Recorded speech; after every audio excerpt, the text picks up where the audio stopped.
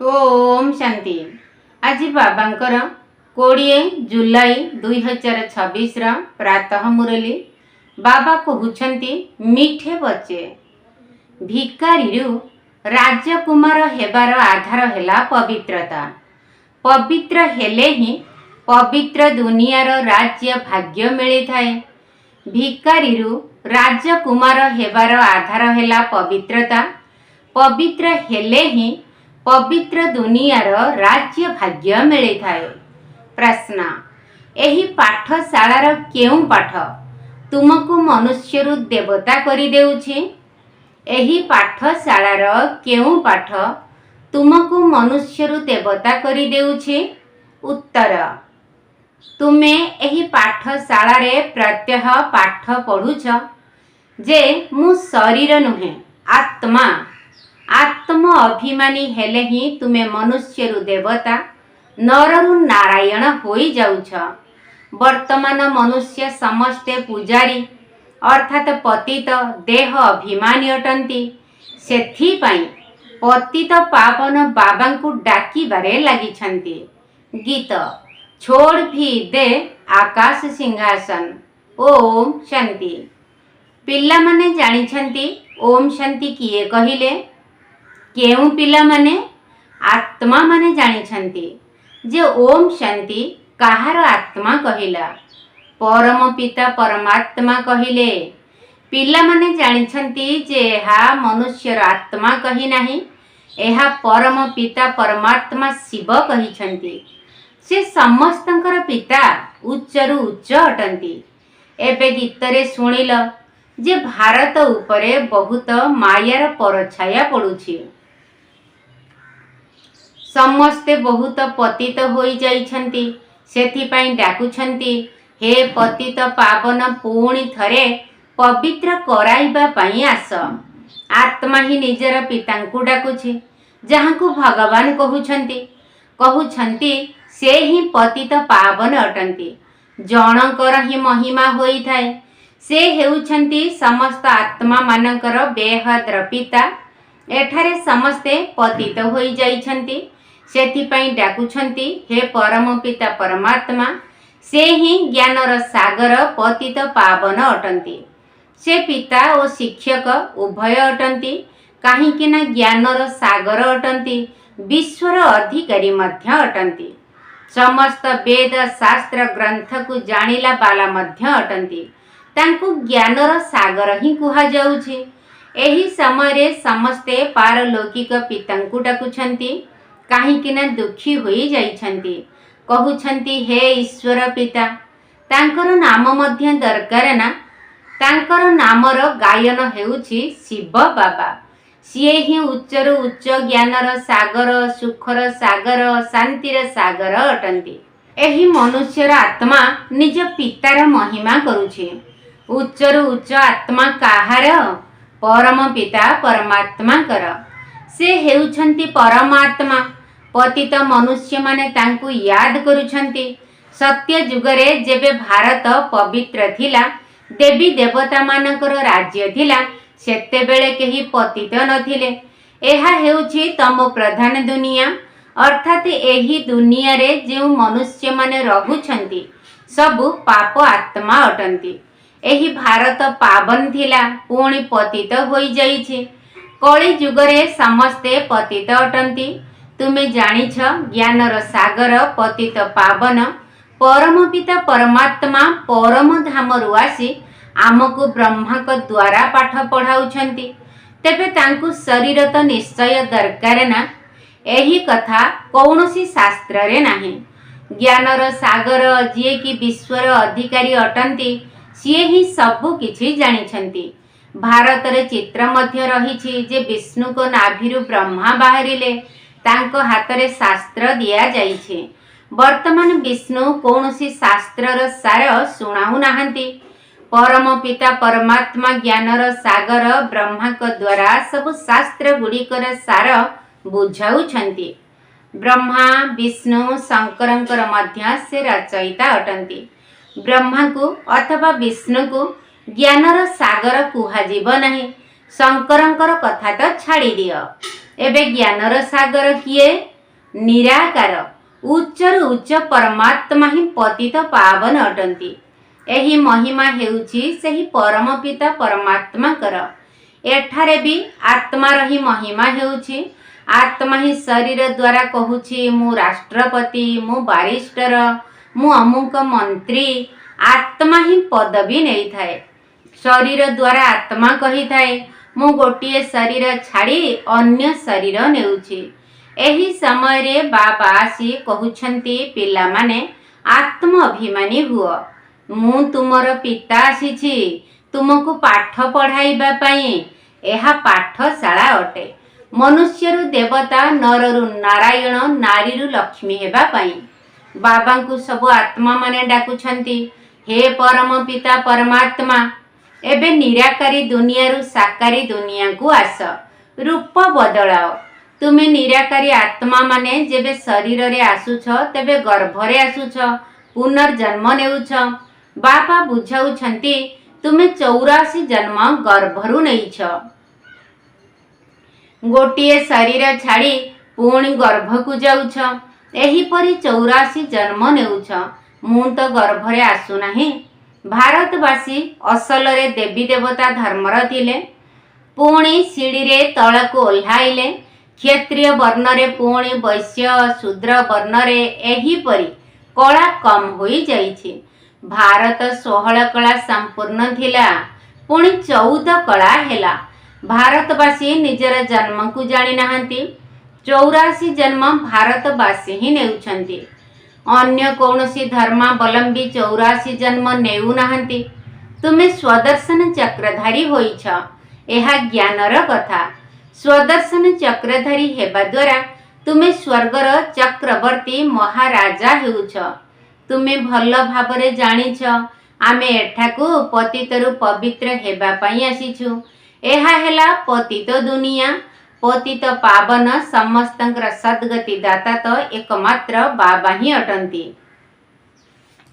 तांकु ही समस्ते डाकुछंती। समस्ते बाबा को याद करुछंती। श्री कृष्ण को नुहे। श्री कृष्ण गीता सुनाई नथिले। गीता हेउची सर्वशास्त्रमयी शिरोमणि। भारतर गीता केउ धर्मर शास्त्र अटे? आदि सनातन देवी देवता धर्मर। किए गीता सुनाई थिले? राजयोग किए शिखाई थिले? परम पिता परमात्मा पतित पावन शिव बाबा। तुमर आत्मा जी की निराकार थिला से एबे साकार शरीर धारण करिछि।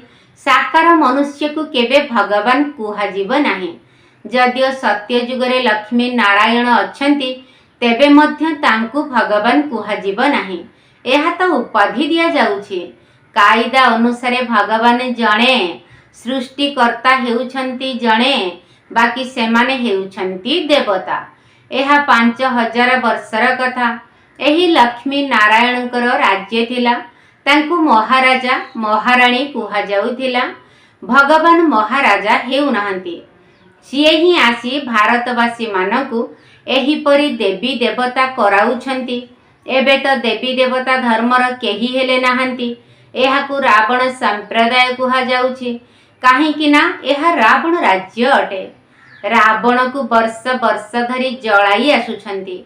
काहेकि ना से पुरुणा शत्रु। किंतु एकथा भारतवासी माने जानी नाहंती। शास्त्र रे मध्य वर्णना नाही जे रावण किए, रावणर 10टी मुंड काहींकी देखाउछंती। एही कथा को भल भाबरे बुझिबाकू हेबो। मनुष्य माने तो बिल्कुल पत्थर बुद्धि होई जाइछंती। पारस बुद्धि एही लक्ष्मी नारायण आदि को कुहाजिब। सेठारे पारसनाथ पारसनाथिनींकर राज्य थिला। जथा राजाराणी तथा प्रजा थिले। भारत परी सुखधाम आउ कौनसी राष्ट्र हेबो नाही। जेबे भारत स्वर्ग थिला सेतेबेले कौनसी रोग दुख नथिला। तेणु संपूर्ण सुख थिला। गायन करा जाए ईश्वरंकर महिमा अपरम अपार। सेही परी भारतर महिमा मध्य अपरम अपार अटे। तेणु समस्तर आधार हेला पवित्रता। सेथिपाई डाकुछंती मध्य काहींकिना समस्ते पतित अटंती। एठारे शांति नाही कि समृद्धि मध्य नाही। एबे तुमे बुझुछ आमे भारतवासी सूर्यवंशी देवी देवता थिले, पुणी धीरे धीरे पतित होई जाइछु। एहाको मृत्यु लोक कुहा जाए। एथिरे निया लागि जीव। एहा हेउछि शिव ज्ञान यज्ञ, रुद्र ज्ञान यज्ञ मध्य कुहा जाए। मनुष्य माने तो बहुत नाम रखी देइछन्ति। जेउठारे शिवंक मूर्ति देखुछन्ति अनेक भिन्न भिन्न नाम रखी देइछन्ति। जनकर ही अनेक नामरे मंदिर तैयारी करुछन्ति।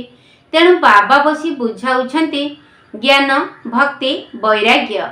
एबे भक्ति पूरा हेउछि, तुमर भक्ति वैराग्य आसुछि, अर्थात एही पुरुणा दुनिया प्रति वैराग्य आसुछि। एही पुरुणा दुनिया विनाश होइजिब। पिला माने पचारुछन्ति बाबा आमे पतितरु पवित्र किपरि हेबु। अनेक नुआ आत्मा आसिले तांकु क्लास रे बसिबाकु अनुमति दिया जाए नाही। जेपरि कॉलेज रे केही नुआ जाई बसिले किछि भी पाठ बुझी परिबे नाही, सेही परि केही हेले जानी नाहंती जे मनुष्यरु देवता किपरि हेउछन्ति। जेउ मनुष्य माने पतित होई जाइछन्ति सेही माने ही पवित्र हेउछन्ति। एही समय रे भारत मध्य गरीब होई जाइछि। सत्य जुगरे भारत राजकुमार अर्थात धनवान थिला। श्री कृष्ण सत्य जुगर प्रथम नंबर राजकुमार थिले।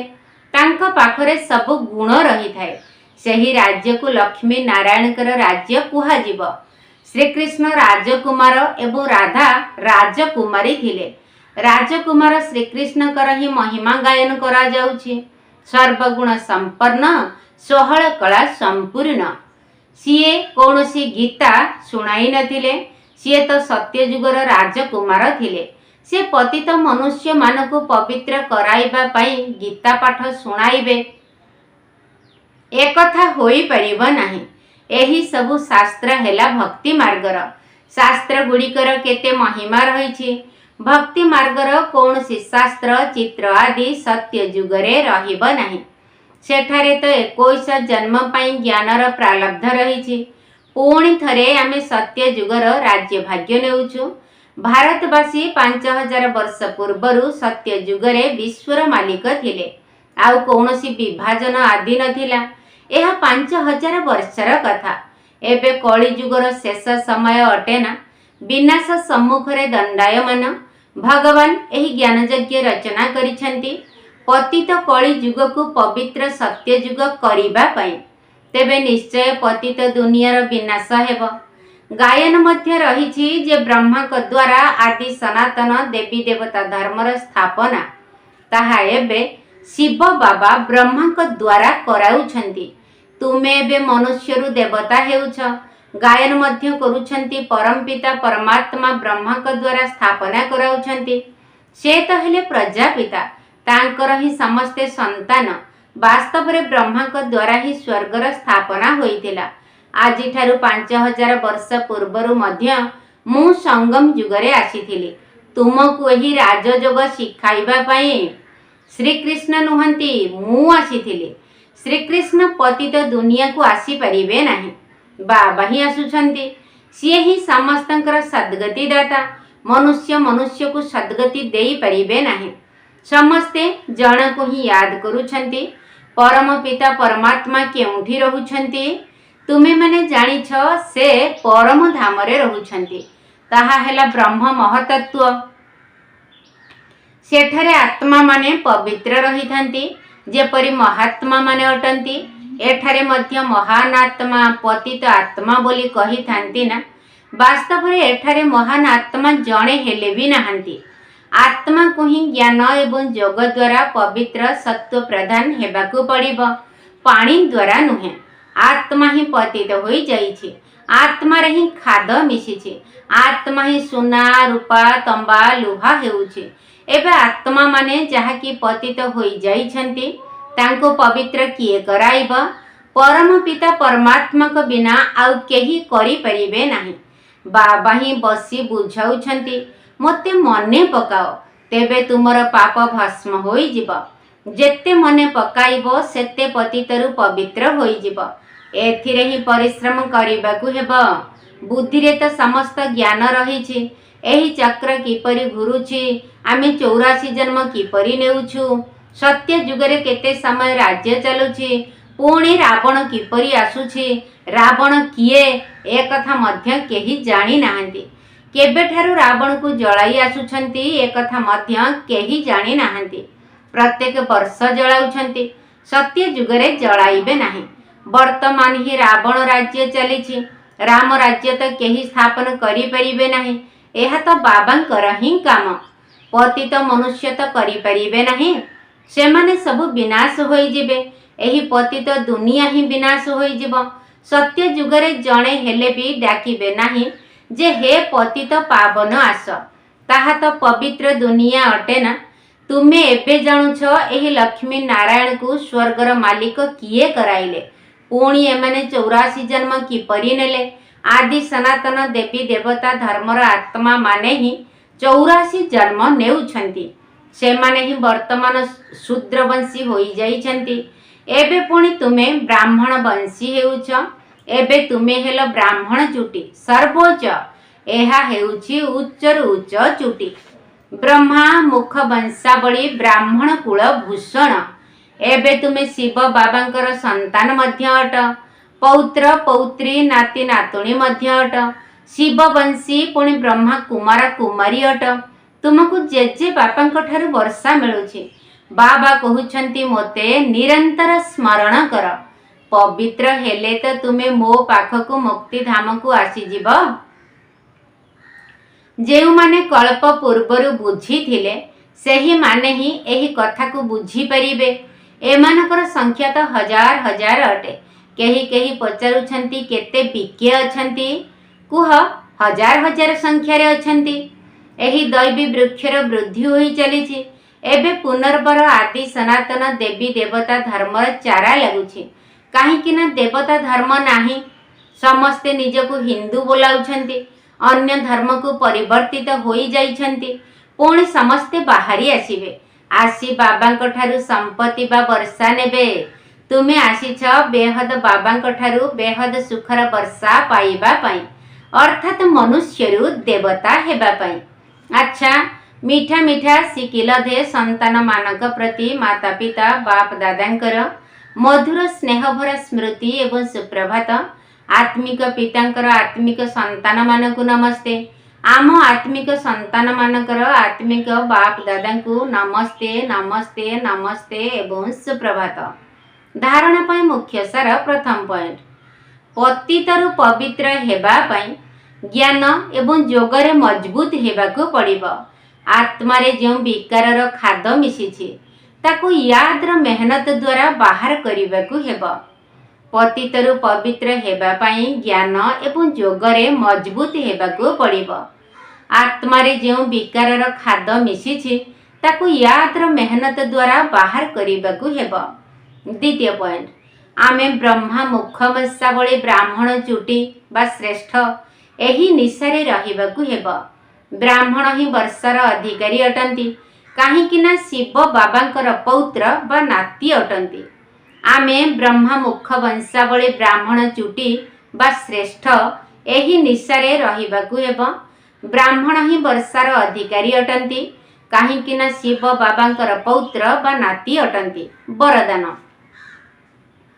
निजर शक्तिशाली मनोवृत्ति द्वारा पतित वातावरण को परिवर्तन करुथिबा मास्टर पतित पावनी भव। निजर शक्तिशाली मनोवृत्ति द्वारा पतित वातावरण को परिवर्तन करुथिबा मास्टर पतित पावनी भव। वातावरण किपरि भी होई थाउ, किंतु निजर शक्तिशाली मनोवृत्ति वातावरण को परिवर्तन करि देई परिबो। वायुमंडल विकारी होइथिबो, किंतु निजर मनोवृत्ति निर्विकारी होइथिबो। जेउ माने पतित मानकु पवित्र करिबा वाला अटंती, से माने पतित वायुमंडलर अधीन होई परिबे नाही। तेणु मास्टर पतित पावनी होई निजर शक्तिशाली मनोवृत्ति द्वारा अपवित्र व दुर्बल वातावरण को समाप्त कर। तार वर्णना करी वातावरण सृष्टि कर नाही। दुर्बल व पतित वातावरणर वर्णना करिबा मध्य पाप अटे। स्लोगन, एबे धरणी रे परमात्मा परिचयर बीज बपन कर, जहा द्वारा प्रत्यक्षता हेब। एबे धरणी रे परमात्मा परिचयर बीज बपन कर, ଯାହାଦ୍ୱାରା ପ୍ରତ୍ୟକ୍ଷତା ହେବ। ଅବ୍ୟକ୍ତ ଇଶାରା। ଜ୍ୱାଳା ସ୍ୱରୂପ ସ୍ଥିତିରେ ରହି ଶକ୍ତିଶାଳୀ ଯୋଗର ଅନୁଭବ କର। ଯୋଗ ଅର୍ଥାତ୍ ଶାନ୍ତିର ଶକ୍ତି। ଏହି ଶାନ୍ତିର ଶକ୍ତି ବହୁତ ସହଜରେ ନିଜକୁ ଏବଂ ଅନ୍ୟମାନଙ୍କୁ ପରିବର୍ତ୍ତନ କରିଥାଏ। ଏହାଦ୍ୱାରା ବ୍ୟକ୍ତି ମଧ୍ୟ ପରିବର୍ତ୍ତନ ହୋଇଯିବେ, ପ୍ରକୃତି ମଧ୍ୟ ପରିବର୍ତ୍ତନ ହୋଇଯିବ। ବ୍ୟକ୍ତିମାନଙ୍କୁ ତ ମୁଖ ଦ୍ୱାରା କୋର୍ସ କରାଇ ଦେଉଛ, କିନ୍ତୁ ପ୍ରକୃତିକୁ ପରିବର୍ତ୍ତନ କରିବା ପାଇଁ ଶାନ୍ତିର ଶକ୍ତି ଅର୍ଥାତ୍ ଯୋଗ ବଳ ହିଁ ଆବଶ୍ୟକ। ଯୋଗ କରିବା ସମୟରେ ଯେତେବେଳେ ଅନ୍ୟ ସବୁ ସଂକଳ୍ପ ଶାନ୍ତ ହୋଇଯାଉଛି ଏବଂ ଗୋଟିଏ ହିଁ ସଂକଳ୍ପ ରହୁଛି, ବାବା ଏବଂ ମୁଁ, ଏହାକୁ ହିଁ ଶକ୍ତିଶାଳୀ ଯୋଗ କୁହାଯାଉଛି। ବାବାଙ୍କ ସହିତ ମିଳନର ଅନୁଭୂତି ବ୍ୟତୀତ ଅନ୍ୟ ସବୁ ସଂକଳ୍ପ ବନ୍ଦ ହୋଇଯାଉ, ତେବେ କୁହାଯିବ ଜ୍ୱାଳା ସ୍ୱରୂପ ଯୋଗ, ଯାହାଦ୍ୱାରା ପରିବର୍ତ୍ତନ ହୋଇଥାଏ। ଆଚ୍ଛା, ଓମ୍ ଶାନ୍ତି। ବାବା ମୋର ଏକା ମୋର, ଥରେ ତୁଣ୍ଡରେ ଧର। ବାବା ମୋର ଏକା ମୋର, ଥରେ ତୁଣ୍ଡରେ ଧର। ବାବା ମୋର ଏକା ମୋର, ମନ କଥା ଜାଣି ନେବେ ସିଏ ଟାଣି ଦେଇ ସରନ୍ତି ସ୍ନେହ ଆଦର। ବାବା ମୋର ଏକା ମୋର, ଥରେ ତୁଣ୍ଡରେ ଧର। ବାବା ମୋର ଏକା ମୋର, ବାବାଙ୍କ ଆଦେଶ ମିଠା ଉପଦେଶ, ଆଜ୍ଞାଧୀନ ହୋଇ ପାଳନ କର। ବାବାଙ୍କ ଆଦେଶ ମିଠା ଉପଦେଶ, ଆଜ୍ଞାଧୀନ ହୋଇ ପାଳନ କର। ସର୍ବ ସମ୍ପତ୍ତିରେ ଭରି ଦେଇ ସେ ତ ହରଣ କରିବେ ଚିନ୍ତାର ଭାର। ହୋଇ ଉଦାର କରି ନିଜର, ବାବା ମୋର ଏକା ମୋର, ଥରେ ତୁଣ୍ଡରେ ଧର। ମୁଣ୍ଡରେ ପୁର। ବାବା ମୋର ଏକା ମୋର, ଅମାନିଆ ମନ ବୋଲ ନ ମାନିଲେ, ସ୍ନେହ ଦେଇ ତାକୁ କର ନିଜର। ଅମାନିଆ ମନ ବୋଲ ନ ମାନିଲେ, ସ୍ନେହ ଦେଇ ତାକୁ କର ନିଜର। ମନକୁ ଜିତିଲେ ଜଗତ ଜିତିବ, ସୁନା ହୋଇଯିବ ଘର ସଂସାର। କଳହ ଦୂର ସୁଖ ପାର, ବାବା ମୋର ଏକା ମୋର, ଥରେ ତୁଣ୍ଡରେ ଧର। ମୁଣ୍ଡରେ ପୁର। ବାବା ମୋର ଏକା ମୋର, ସର୍ବ ସମ୍ବନ୍ଧରେ ସକଳ ପ୍ରାପ୍ତିରେ, ବାବା ଗୁଣ ଗାଇ ହୁଅ ବିଭୋର। ସର୍ବ ସମ୍ବନ୍ଧରେ ସକଳ ପ୍ରାପ୍ତିରେ, ବାବା ଗୁଣ ଗାଇ ହୁଅ ବିଭୋର। ସତ୍ୟ ସ୍ୱରୂପରେ ସ୍ୱଚ୍ଛ ଭାବନାରେ, ବାବାଙ୍କର ହୁଅ ନିକଟତର।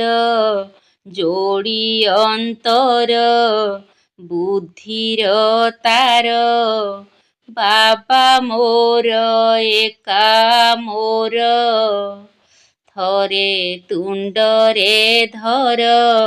ମୁଣ୍ଡରେ ପୁର।